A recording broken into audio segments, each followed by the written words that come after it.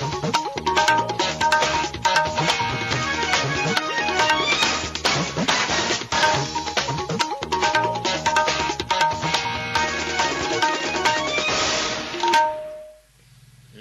प्रादेशिक समाचार के साथ मैं उदय शंकर झा। पहले मुख्य समाचार। प्रधानमंत्री नरेंद्र मोदी ने की आगामी त्योहारों के दौरान पूरी सतर्कता बरतने की अपील। कहा, 100 करोड़ टीके लगाने का आंकड़ा पार करने के बावजूद महामारी के खिलाफ देश की लड़ाई अभी नहीं हुई है खत्म। झारखंड उच्च न्यायालय ने धनबाद के जज उत्तम आनंद की मौत मामले में सीबीआई को लगाई फटकार। कहा, बिना न्यायालय की अनुमति के निचली अदालत में कैसे दाखिल की चार्जशीट। भाजपा अनुसूचित जनजाति मोर्चा की 2 दिवसीय राष्ट्रीय कार्य समिति की बैठक रांची में 23 अक्टूबर से केंद्रीय मंत्री अर्जुन मुंडा होंगे शामिल।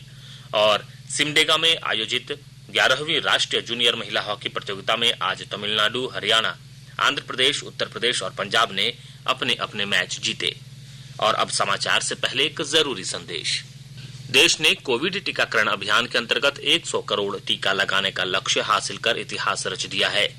इस महत्वपूर्ण कार्य में योगदान करने वाले चिकित्सकों, नर्सों और अन्य स्वास्थ्य कर्मियों का आकाशवाणी अभिनंदन करता है।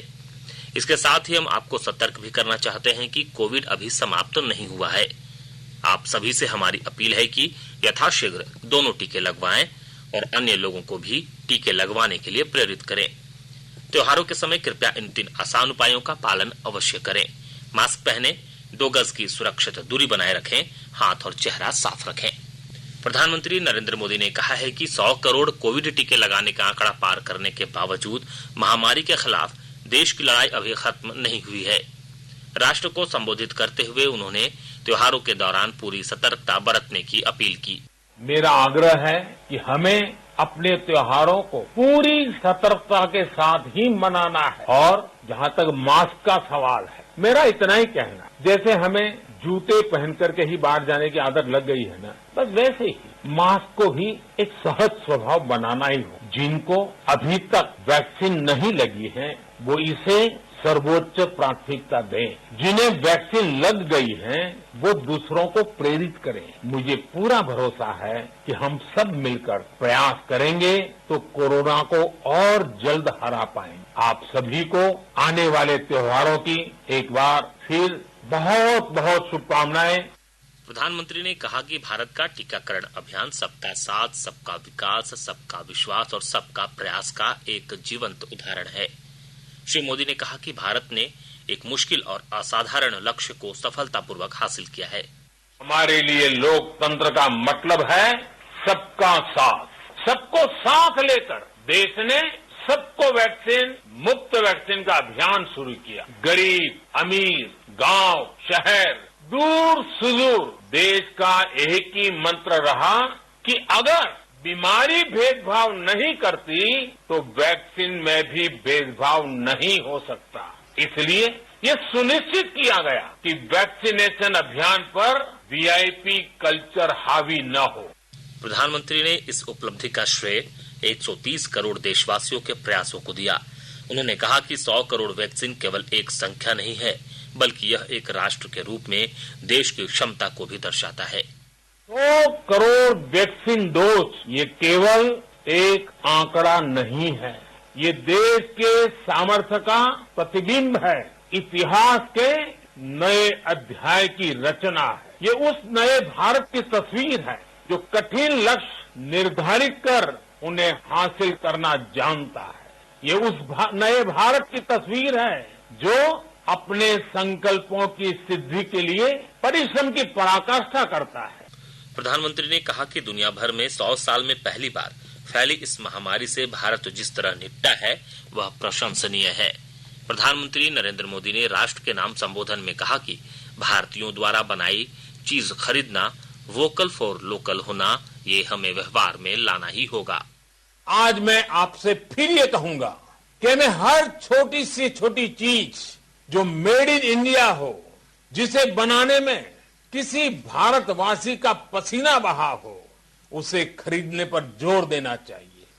और ये सबके प्रयास से ही संभव होगा। जैसे स्वच्छ भारत अभियान एक जन आंदोलन है, वैसे ही भारत में बनी चीज खरीदना भारतीयों द्वारा बनाई चीज खरीदना, वोकल फॉर लोकल, ये हमें व्यवहार में लाना ही होगा।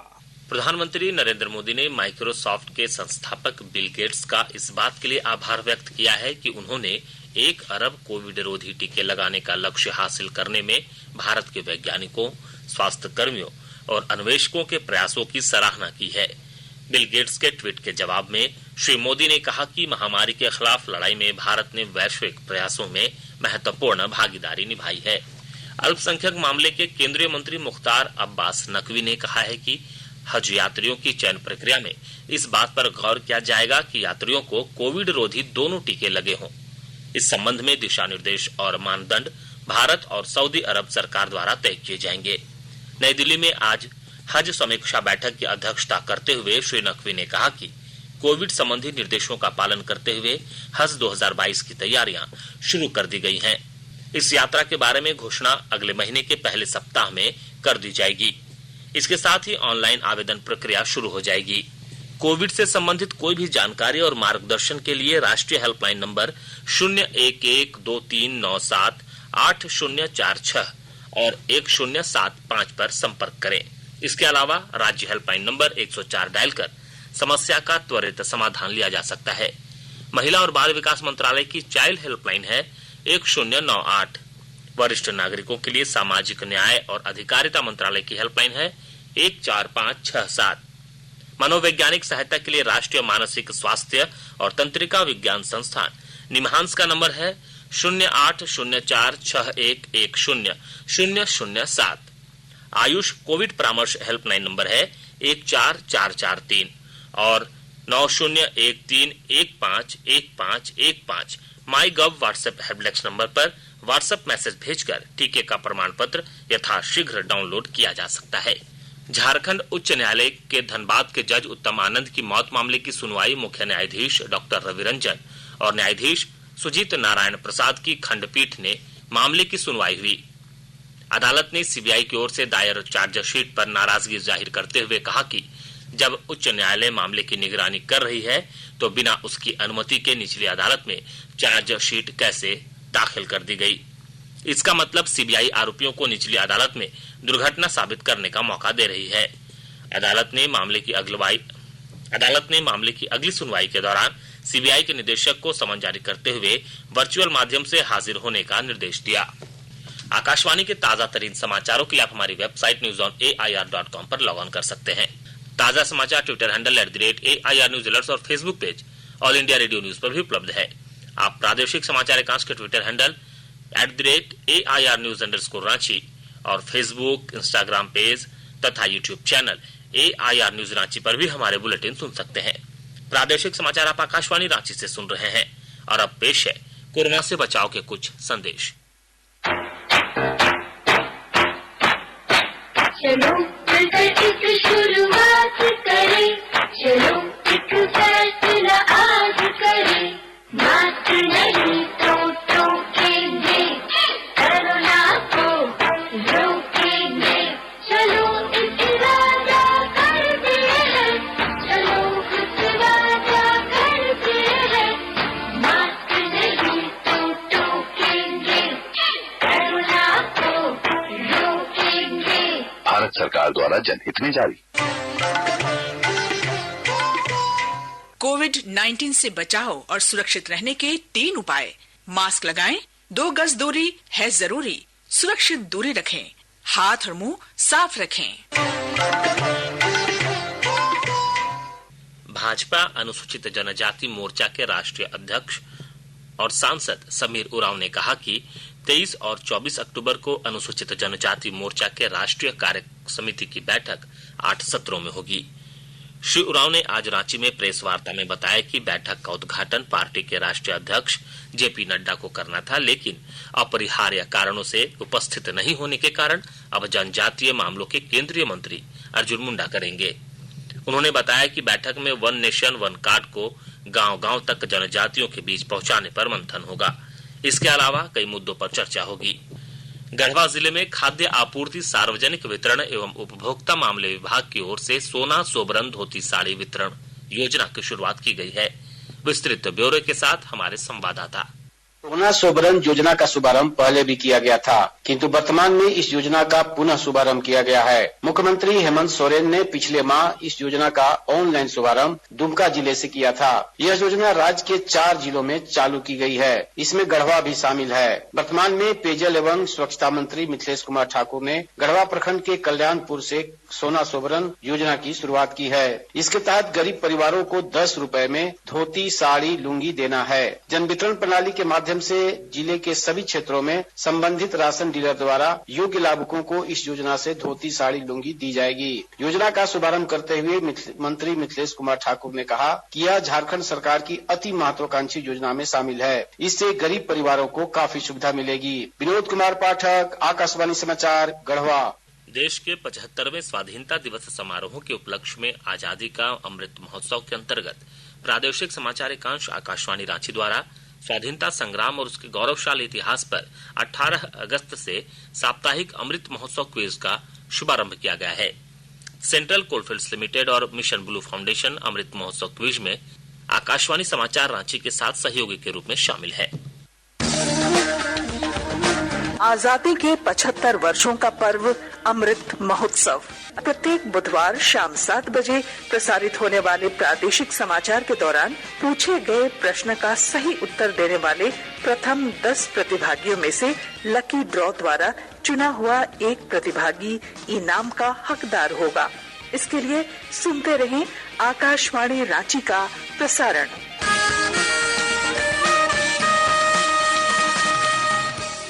रामगढ़ जिले के चितरपुर प्रखंड में 15 सितंबर को हुई सड़क दुर्घटना में जान गंवाने वाले 5 मृतकों के आश्रितों को आज उपायुक्त माधवी मिश्रा ने राज्य आपदा मोचन निधि के माध्यम से 1-1 लाख रुपए की सहायता राशि प्रदान की। वहीं जिले के पतरातू प्रखंड के भुरकुंडा क्षेत्र के निवासी के विदेश में कार्य करते हुए आकस्मिक मृत्यु होने के उपरांत उनके परिजन को भारतीय दूतावास रियाद से प्राप्त 3,17,440 रुपए की सहायता राशि दी गई। सिमडेगा में आयोजित 11वीं हॉकी इंडिया राष्ट्रीय जूनियर महिला हॉकी प्रतियोगिता के तीसरे दिन आज तमिलनाडु ने केरल को 5-0 से, हरियाणा ने राजस्थान को 19-0 से, आंध्र प्रदेश ने तेलंगाना को 7-0 से, उत्तर प्रदेश ने मणिपुर को 7-0 से, पंजाब ने कर्नाटक को 2-1 से पराजित किया। हॉकी सिमडेगा के अध्यक्ष मनोज कोनबेगी ने बताया कि प्रतियोगिता में अब तक 14 मैच खेले जा चुके हैं। उन्होंने बताया कि 29 अक्टूबर को समापन समारोह में राज्य के खेल मंत्री हफीजुल हसन और भारतीय ओलंपिक संघ के अध्यक्ष सह विश्व हॉकी संघ के अध्यक्ष डॉक्टर नरेंद्र ध्रुव बत्रा मौजूद रहेंगे। और अब संक्षिप्त खबरें। आजादी का अमृत महोत्सव के तहत आज नेहरू युवा केंद्र द्वारा खरसावां प्रखंड के डोंगामारा और बड़ा बाना गांव में क्लीन इंडिया कार्यक्रम का आयोजन किया गया, जिसके तहत जहां साफ सफाई किया गया तथा लोगों को सिंगल यूज प्लास्टिक का उपयोग नहीं करने के प्रति जागरूक किया गया। पश्चिमी सिंहभूम पुलिस ने नक्सली जोनल कमांडर जीवन कंडुलना दस्ते के एक सदस्य सिंगराय डांगिल को गिरफ्तार किया है। गुप्त सूचना के आधार पर की गई कार्रवाई में नक्सली को सोनुआ बाजार से गिरफ्तार किया गया। गिरफ्तार नक्सली के खिलाफ हत्या और आगजनी समेत कई मामले विभिन्न थाना क्षेत्रों में दर्ज हैं। पलामू पुलिस ने पड़ोसी राज्य बिहार से आकर डकैती करने वाले गैंग का खुलासा किया है। मेदिनीनगर सदर के एसडीपीओ विजय शंकर ने बताया कि बिहार के डकैतों का यह गैंग ऑटो से डकैती करने पलामू आता था और लूटपाट के बाद वापस लौट जाता था। इस गिरोह के सभी सदस्य बिहार के रोहतास और गया जिले के रहने वाले हैं। अंत में मुख्य समाचार एक बार फिर। प्रधानमंत्री नरेंद्र मोदी ने की आगामी त्योहारों के दौरान पूरी सतर्कता बरतने की अपील। कहा 100 करोड़ कोविड टीके लगाने का आंकड़ा पार करने के बावजूद महामारी के खिलाफ देश की लड़ाई अभी भी खत्म नहीं हुई। झारखंड उच्च न्यायालय के धनबाद के जज उत्तम आनंद की मौत मामले में सीबीआई को लगाई फटकार। कहा बिना न्यायालय की अनुमति के निचली अदालत में कैसे दाखिल की गई चार्जशीट। भाजपा अनुसूचित जनजाति मोर्चा की 2 दिवसीय राष्ट्रीय कार्य समिति की बैठक रांची में 23 अक्टूबर से केंद्रीय मंत्री अर्जुन मुंडा होंगे शामिल। और सिमडेगा में आयोजित 11वीं राष्ट्रीय जूनियर महिला हॉकी प्रतियोगिता में आज तमिलनाडु, हरियाणा, आंध्र प्रदेश, उत्तर प्रदेश और पंजाब ने अपने अपने मैच जीते। इसके साथ ही आकाशवाणी रांची से प्रादेशिक समाचार का यह बुलेटिन समाप्त हुआ। नमस्कार। घर में रहिए, सुरक्षित रहिए और सुनते रहिए आकाशवाणी।